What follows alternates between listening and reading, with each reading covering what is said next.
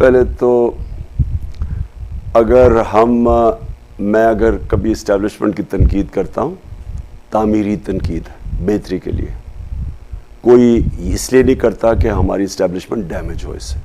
اور میری ایک سٹیٹمنٹ آپ نہیں بتا سکتے کہ میں نے کبھی کوئی ایسی سٹیٹمنٹ دی ہو کہ اپنے ملک کی فوج کو ڈیمیج کروں. کیونکہ میں انٹرنیشنل پرائم منسٹر بننے سے پہلے بھی میں انٹرنیشنل ریلیشنز دنیا میں پالیٹکس کے اندر میں نے یونیورسٹی سے کیا اور میرا انٹرسٹ بھی وہ ہے. اور میں ساری مسلمان دنیا کو خاص طور پہ اسٹڈی کرتا رہا ہوں. دیکھیں جو مسلمان دنیا ہے نا، اس کے اندر اگر ایک مسلمان ملک کے پاس کمزور فوج ہے تو جو آج کل کے حالات ہیں، آپ ذرا صرف نقشہ دیکھ لیں، لیبیا سے شروع ہوں، صومالیہ پہ پہنچیں، یمن پہنچیں، یہ ادھر سیریا پہنچیں، افغانستان، ساروں کا برا حال ہے. اس لیے ضروری